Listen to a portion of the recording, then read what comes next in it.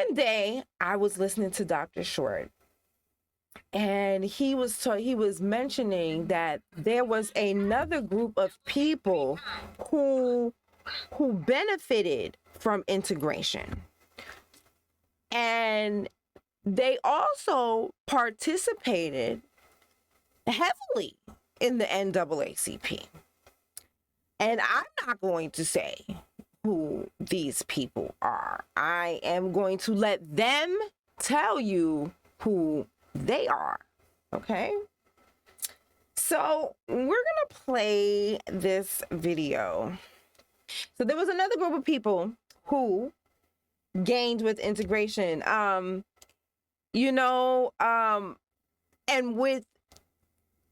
with integration, they achieved more than we achieved. They achieved whiteness.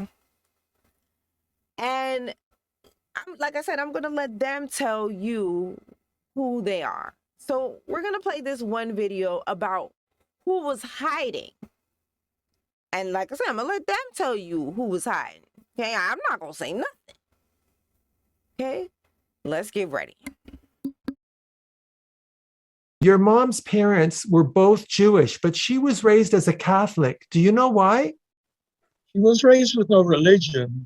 When Hitler started. Okay, this is Hedy Lamar's son. Hedy Lamarr was a huge old Hollywood star. She was considered to be one of the most beautiful women in Hollywood at the time. So this is her son speaking. Okay. All right. Your mom's parents were both Jewish, but she was raised as a Catholic. Do you know why? She was raised with no religion. When Hitler started persecuting Jews, everybody saw what was going on.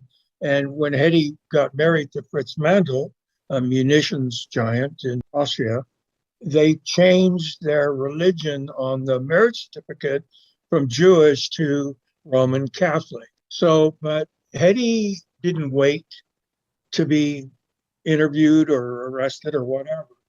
She actually escaped from their home.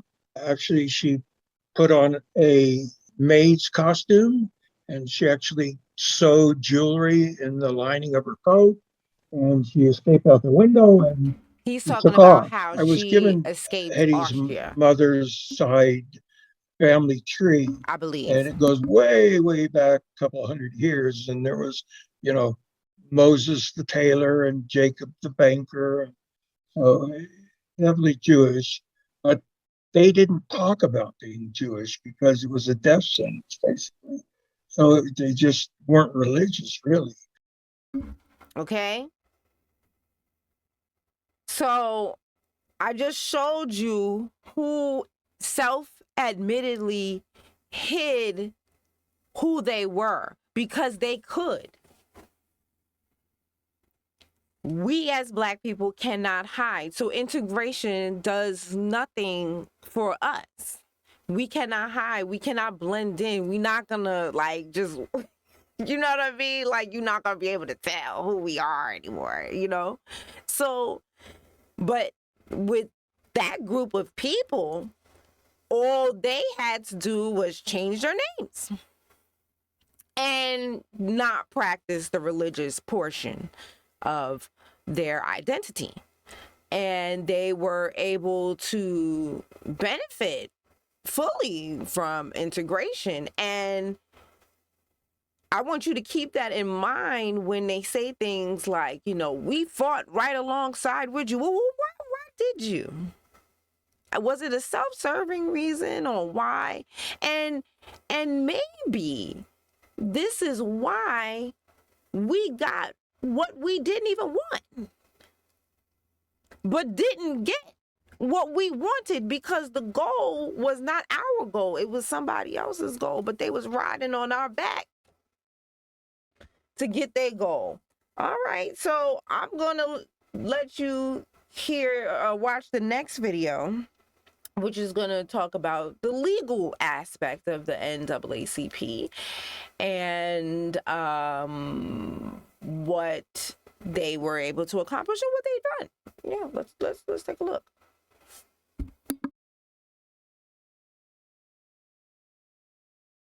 We are in an institute dedicated to history.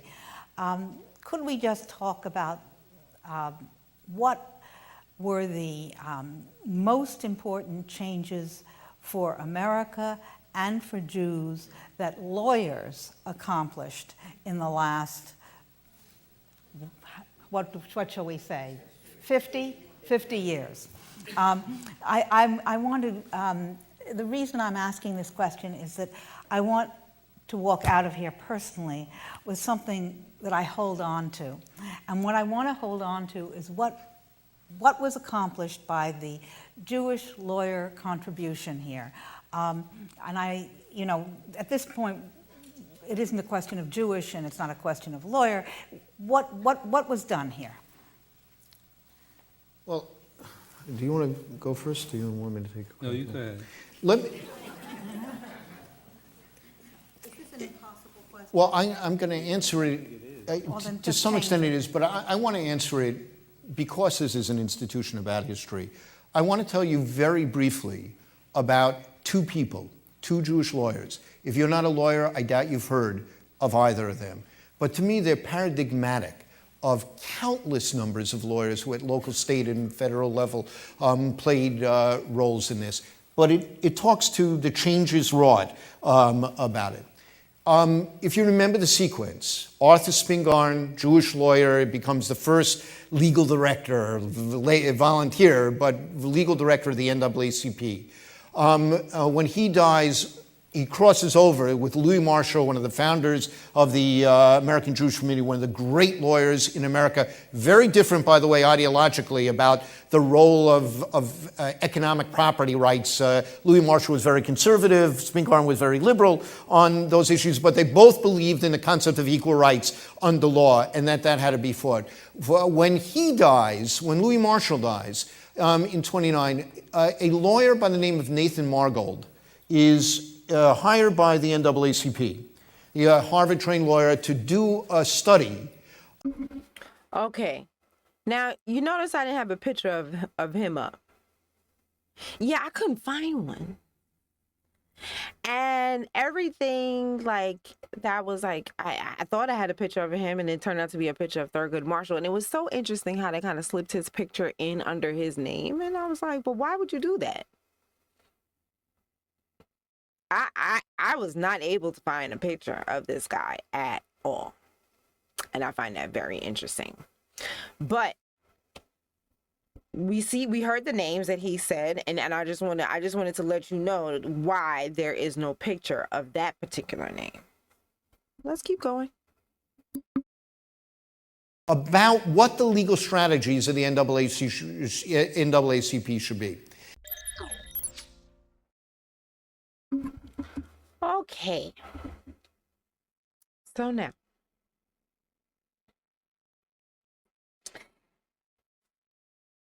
that alone, like I said, when Dr. Short breaks it down, he goes really deep, too deep for YouTube, too deep for Instagram, too deep. So I encourage you to look on his channel, The Angry Black Man's Book Club, and take a listen to that if they have not removed it, because a lot of things I try to go back and reference on his page and they be removed stuff.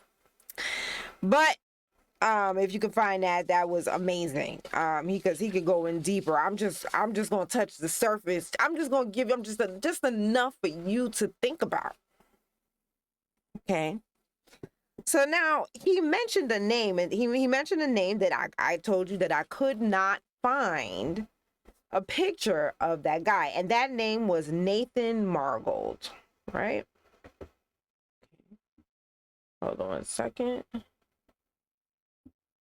Nathan Margold, and I couldn't find a picture of him, but I was able to get a description of what he looked like in his background. Okay. And I thought that was interesting enough. I didn't even really need a picture at that point. So, just to reiterate, right, I want us to remember that the majority of Black people did not want integration. They were fine with separate, but they were not fine with the unequal. They wanted money, money for books, money for schools, reparations. Okay. So, but there was another group who benefited from integration, and their benefit was the ability to be who they are out in the open, because as we saw, they admittedly said that they were hiding who they were and pretending and not practicing their religion because they were hiding. And how could you hide if there are major differences? They look exactly alike, so they were able to hide. Okay. So they were hiding who they were. And now, after integration, they no longer have to hide. But we did not get what we wanted. So let's take a look at some more about we saw how those very same people were very instrumental in the NAACP. An organization which I'm sure, you thought, like I thought, was supposed to be about Black people, right? But let's take a look at that. Okay. So now this Nathan Margold, who drew up the blueprint for the NAACP's strategy in the Brown versus Board of Education. So he's the architect. He was born on this day, I'm assuming July 21st. He was born on this day in history in Romania.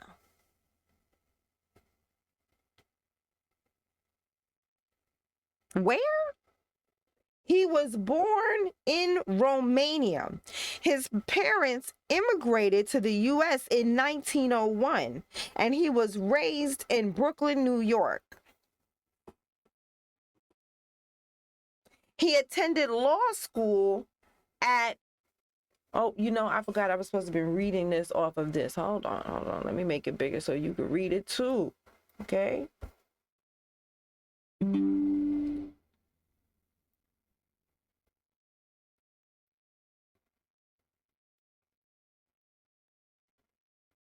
Okay, there we go.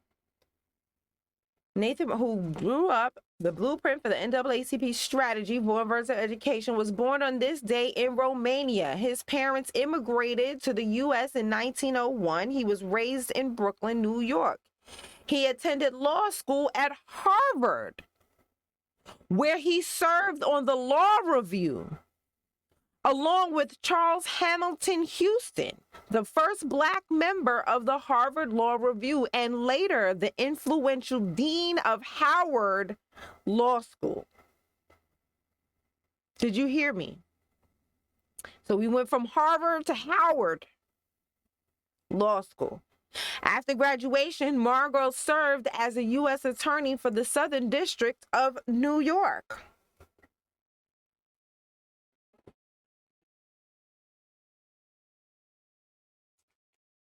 Okay. Romania.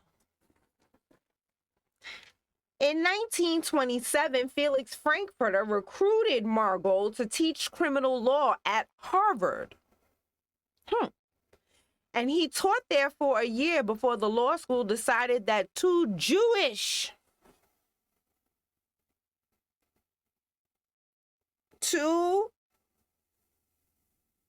reformers on the facility were at least one too many. So Margold returned to practice in New York. So let's review. Let's review. The architect for the blueprint for NAACP's strategy for the Brown versus the Board of Education, which we have already proven that the majority of Black people did not want. The architect was from Romania. He immigrated here. He was raised in Brooklyn. He attended law school at Harvard, and he was also the same religion as the lawyers that volunteered.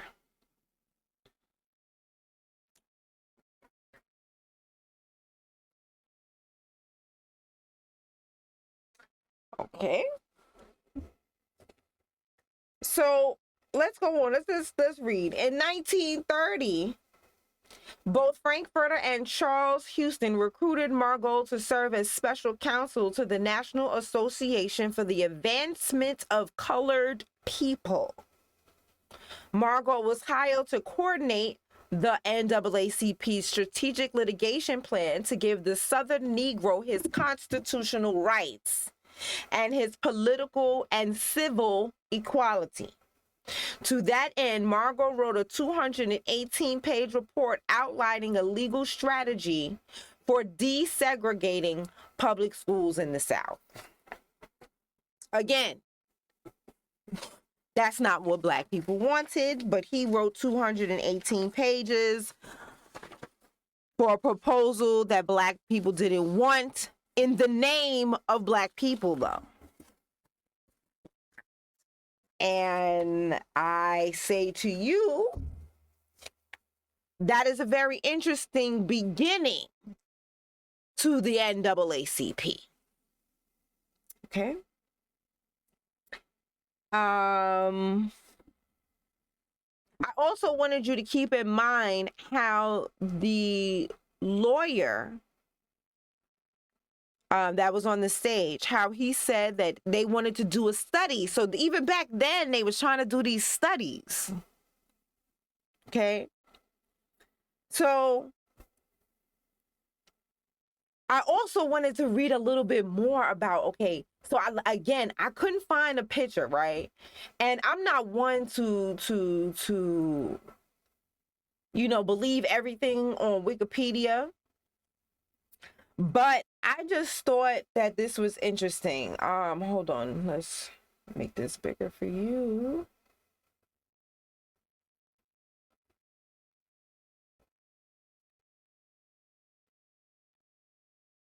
Wikipedia pretty much says the same thing.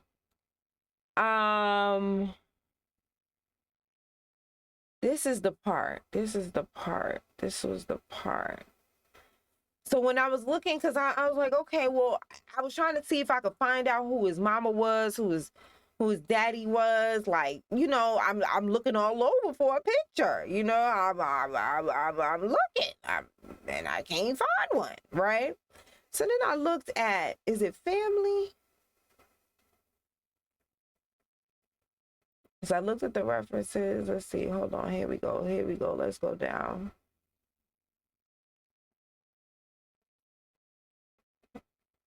Okay, wait. Because there's a part, it's the family part.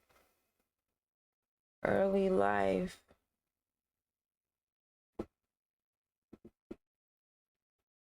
Here we go. Sorry, it was right here at the top. If I can, yes, I can. Here we go, right here. Let's see. It says he was Romanian born, American lawyer, and then he became a judge in D.C. And the author of the Marigold Report to promote civil rights for African Americans through the courts. And he also was a supporter of the Native American civil rights and blah, blah, blah. Right? Okay. But let's go down to this.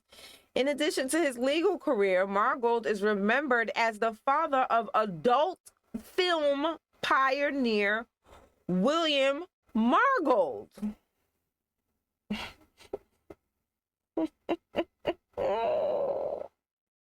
Let me tell you something. Who needs fiction when the truth is so interesting? So then I was like, okay, well, do we have a picture of the son? Because then you could kind of get an idea of what the father was looking at by what the son looks like, right? A little bit, right?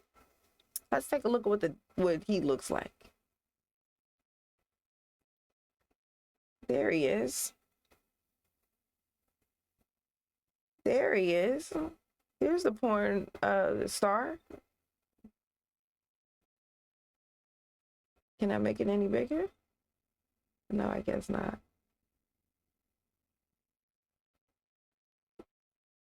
There's the porn star. He looks very Caucasian. Very Caucasian. Like, could not pass for black at all.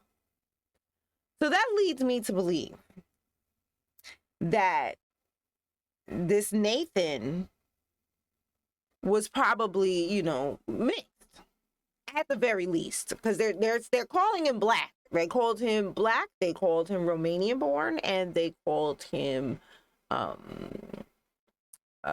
Jewish. So he was all those things. So you see where I'm going with this? I just found that to be interesting.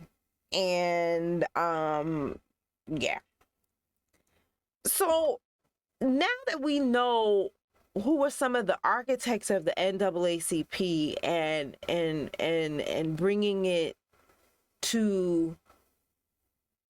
some of the legislation on behalf of the NAACP together, let's take a look at some of what the NAACP is doing right now. In today's fast-paced world, taking a moment for self-care is more important than ever. Meet Ashley and Erin. These young ladies have discovered a game changer in their skincare routine. With just a few taps, they're subscribing to a monthly skincare subscription that caters to their unique needs at evenmelanin.com. Our hydrating cleanser not only removes dirt, but also nourishes your skin, helping to fade dark spots. The gel mask replenishes essential elements that your skin gradually loses over time, promoting a brighter complexion. Clarifying pore pads effectively remove any leftover makeup, ensuring your pores are clean and clear.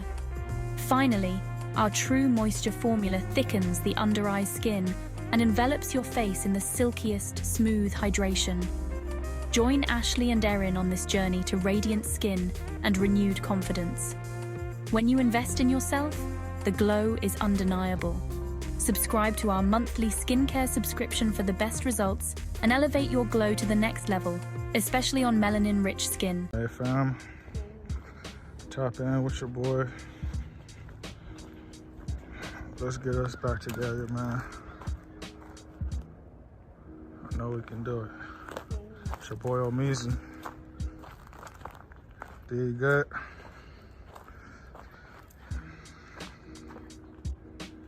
My brother D out here with us.